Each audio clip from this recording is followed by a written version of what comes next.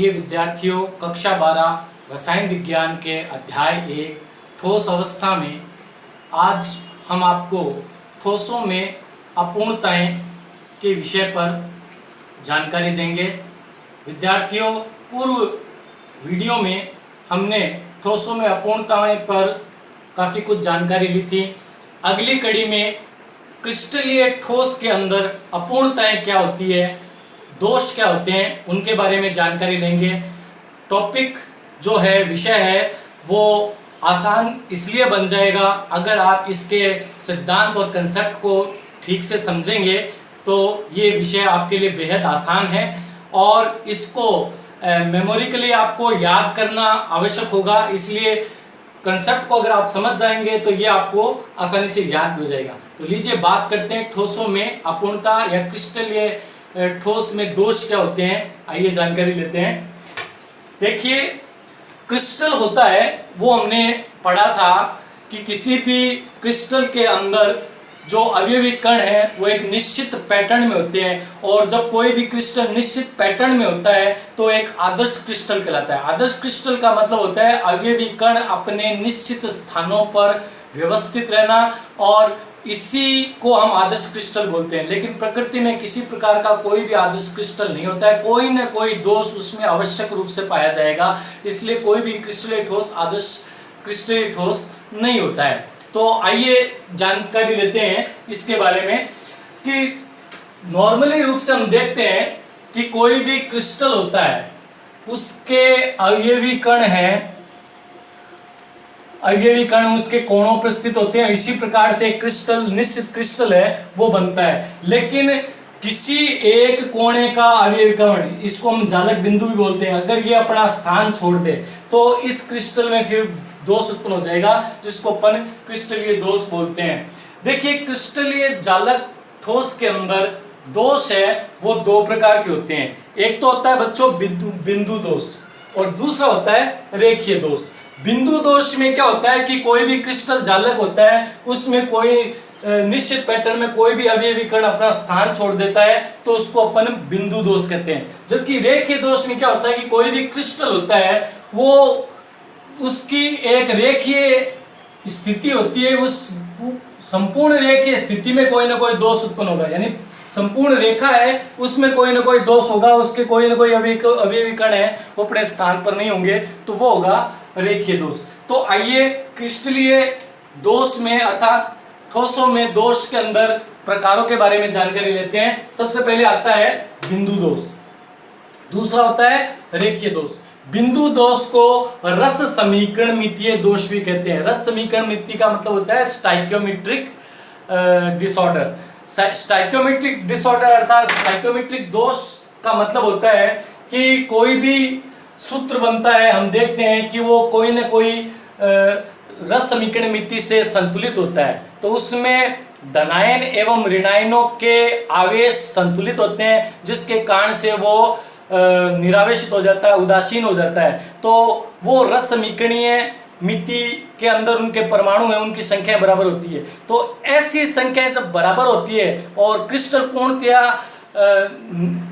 आवेश रहित होता है तो उसको अपन रस समीकरण मिति बोलते हैं। मैं इसका ये मतलब समझाना चाह रहा हूँ आपको। जैसे किसी क्रिस्टल में 10 सोडियम के परमाणु हैं और 10 ही क्लोरीन के परमाणु हैं, तो यहाँ पर भी 10 सोडियम के परमाणु हैं और यहाँ क्लोरीन के भी 10 परमाणु हैं। तो दोनों समान होने का मतलब क्या है, ये स्टाइकियोमेट्रिकली क्या है, बैलेंस्ड है। अगर इसमें से एक सोडियम का परमाणु कम कर दे, एक क्लोरीन का परमाणु कम कर दें, तो इनकी संख्या क्या हो जाएगी, 9 हो जाएगी। फिर भी अनुपात 1:1 हो जाएगा, तो इसका मतलब अनुपात बराबर है, इसका मतलब वो रस समीकरण मिति में आता है। अब आइए बात करते हैं रस समीकरण मिति दोष कितने प्रकार के होते हैं। ये 4 प्रकार के होते हैं बच्चों। रिक्तिका दोष, अंतराकाशीय दोष, सोटकी दोष और फ्रैंकल दोष। और इसी प्रकार रेखीय दोष कितने प्रकार के होते हैं। रेखीय दोष खुद स्वयं है वो 2 प्रकार के होते हैं। या तो एक तो होता है धातु अधिकता, दूसरी होती है धातु न्यूनता। धातु अधिकता में क्या होगा कि किसी क्रिस्टल में अगर आप धनायनों की संख्या बढ़ा देते हैं तो ऋणायनों की संख्या स्वतः ही न्यून हो जाएगी। तो इस प्रकार का दोष क्या कहलाएगा, धातु अधिकता का रेखीय दोष कहलाएगा। और दूसरा प्रकार आता है धातु न्यूनता। धातु न्यूनता में क्या हो गया, अगर धनायनों की संख्या में कमी है और उसमें अगर ऋणायनों की संख्या अधिक कर दी जाए तो वो फिर क्या हो जाएगी, धातु न्यूनता। ये अरस समीकरणमितीय दोष में आते हैं। इनमें किसी न किसी प्रकार का अनुपात है वो स्थिर नहीं रहता है, जिस कारण से उसको अरस समीकरणमितीय दोष कहते हैं। तो आइए अब इस वर्गीकरण में हम सिलसिलेवार ढंग से दोषों को पढ़ते हैं। सबसे पहले रस समीकरणमितीय दोष बिंदु दोष में आता है, उसमें बात करते हैं। सबसे पहले रिक्तिका दोष। रिक्तिका दोष क्या होता है, किसी भी क्रिस्टल के अंदर अगर किसी क्रिस्टल का कोई आदर्श संरचना बनी हुई है, अगर वो अपने मूल स्थानों पर अवयवी कण मौजूद है, तो इस प्रकार का आदर्श क्रिस्टल में से अगर कोई भी जो कण है, अवयवी कण है, अपने मूल स्थान से हटकर बाहर चला जाए और यहां से ये कोई कण है हटकर बाहर निकाल दिया जाए, तो इस प्रकार से इस ठोस में क्या हो जाएगी, अपूर्णता आ जाएगी और कण बाहर जाने से वो स्थान क्या हो जाएगा, खाली हो जाएगा। खाली स्थान पर रिक्तिका बन जाएगी। क्या बन जाएगी, रिक्तिका। रिक्तिका होने से उनमें अवयवी कणों की संख्या में कमी आ जाएगी और अवयवी कणों में कमी आने के कारण से उसके घनत्व में भी कमी आ जाती है, क्योंकि घनत्व मैं पूर्व वीडियो में आपको इसका सूत्र बता चुका हूं कि द्रव्यमान बटा आयतन इसका सूत्र होता है। तो देखिए आयतन तो निश्चित है, लेकिन कणों की संख्या में कमी हो गई है, तो कणों की संख्या में कमी होने के कारण से घनत्व में कमी आ जाती है। तो इस प्रकार के दोष को हम रिक्तिका दोष कहते हैं। दूसरा आता है अंतराकाशी दोष। अंतराकाशी दोष क्या होता है, अंतराकाशी दोष में भी आदर्श क्रिस्टल के अंदर अवयवी कण अपने स्थान पर रहेंगे, लेकिन जब कोई अन्य यानी उसी ठोस में कोई अन्य कण आकर उसके क्रिस्टल के जो रिक्तिका हैं, जो अंतराकाशी स्थान बनते हैं, उन स्थानों में जाके व्यवस्थित हो जाएं, यानी अतिरिक्त रूप से व्यवस्थित हो जाएं। पहले से जो कण थे उसके अलावा बाहर से आके उसमें जाके उनके अंतराकाशी स्थानों में जाके फिट हो जाएं, स्थित हो जाएं, तो इस प्रकार का दोष क्या कहलाएगा, अंतराकाशी दोष कहलाएगा। और इस स्थिति में कणों की संख्या में वृद्धि होगी, लेकिन आयतन उतना ही रहेगा, लेकिन कणों की अवयवी कणों की संख्या में बाहर से जाने के कारण उनकी कणों की संख्या में वृद्धि हो जाएगी। वृद्धि हो जाएगी तो फिर उसका घनत्व क्या हो जाएगा, बढ़ जाएगा। तो ये थे हमारे रस समीकरणमितीय में बिंदु दोष में रिक्तिका दोष और अंतराकाशी दोष। देखिए ये जो दोनों दोष है, रिक्तिका दोष और अंतराकाशी दोष, इनको अनायनिक ठोसों में हम प्रदर्शित करते हैं। अनायनिक का मतलब है कि कोई भी क्रिस्टल ऐसा है कि जिसमें कोई भी अवयवी कण है वो अपने आयनिक फॉर्म में नहीं होता है, और आयनिक फॉर्म में नहीं होने के कारण से इनको बिंदु दोषों में रखा जाता है। तो ये था हमारा रस समीकरणमितीय दोषों में रिक्तिका दोष और अंतराकाशी दोष। अब रस समीकरणमितीय में ही दूसरे दोष आते हैं, सोटकी दोष और फ्रेंकल दोष। देखिए इनको समझना बड़ा ही आसान है कि अगर रिक्तिका दोष और अंतराकाशी दोष के बारे में बात करें बिंदु दोषों में, तो ये अनायनिक ठोसों में आपको बताना है, लेकिन अगर कोई क्रिस्टल आयनिक हुआ तो फिर आपको इन्हीं दोषों को शॉर्टकी दोष और फ्रेंकल दोष के रूप में बताना है। शॉर्टकी और फ्रेंकल कोई विशेष नामों का अर्थ नहीं है, ये वैज्ञानिकों के नामों पे रखे गए हैं। आइए इनके बारे में बात करते हैं। शॉर्टकी दोष क्या होता है, देखिए किसी भी क्रिस्टल के अंदर, कोई भी क्रिस्टल के अंदर एक तो धनायन होगा और एक ऋणायन होगा।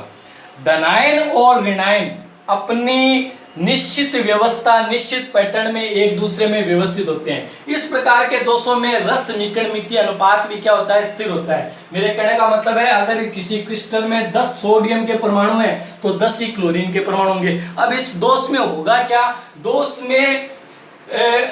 में क्या होगा कि एक कण सोडियम का और दूसरा, एक धनायन सोडियम का और दूसरा ऋणायन है क्लोरीन का, एक एक करके अपने अपने स्थानों से निकलकर बाहर आ जाएंगे।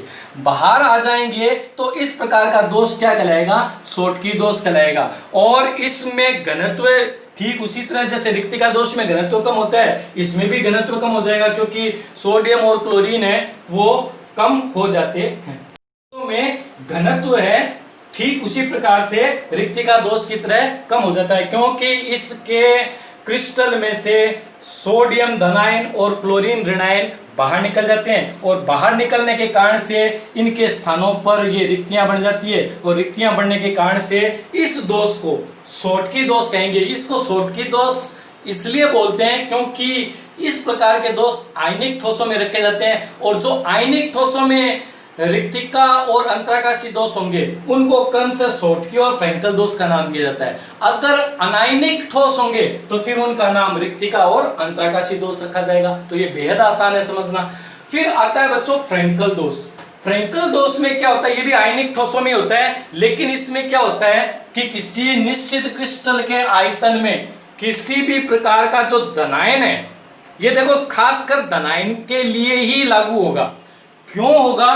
क्योंकि धनायन का आकार है वो ऋणायन के आकार से छोटा होता है, और छोटा होने के कारण से वो अपने अंतराकाशी स्थानों पर जाकर वो जो जगह होती है उसमें जाके फिट हो जाते हैं, घेर लेते हैं उसको। इसलिए ये धनायनों के कारण से होने वाला दोष है। इसलिए कोई भी धनायन है वो अपना स्थान छोड़कर अंतराकाशी स्थान पर जाकर फिट हो जाता है, और इस प्रकार से वहां पर फिट होकर इस प्रकार का दोष उत्पन्न कर देता है। लेकिन एक खास बात इसमें यह है, क्योंकि ये कण बाहर नहीं निकलते हैं, अर्थात ये आयन बाहर नहीं जाते हैं, ठोस के अंदर ही रहते हैं, अंतराकाशी स्थानों में जाके फिट हो जाते हैं। इसका मतलब ये हुआ कि धनायन के बाहर नहीं निकलने के कारण से घनत्व में किसी प्रकार की कमी नहीं है, क्योंकि कण तो बाहर निकले ही नहीं, आयन तो बाहर निकले ही नहीं है। और आयन जब बाहर नहीं निकलेंगे तो इसका मतलब उसकी क्रिस्टलीय ठोस के जो घनत्व है उसमें किसी प्रकार का अंतर नहीं आएगा। तो ये था फ्रैंकल दोष।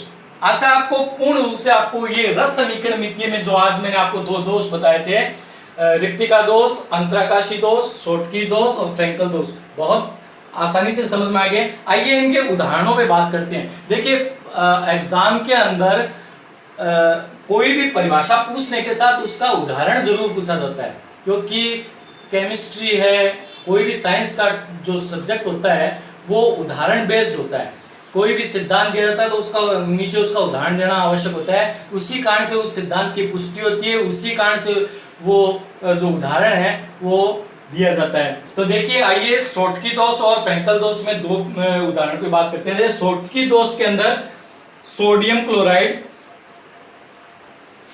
सिल्वर ब्रोमाइड, पोटेशियम क्लोराइड और पोटेशियम ब्रोमाइड, ये चारों उदाहरण हैं वो शॉटकी दोष के अंदर रखे जाते हैं। फ्रैंकल दोष में होंगे आपके सिल्वर क्लोराइड, सिल्वर ब्रोमाइड और जिंक सल्फाइड।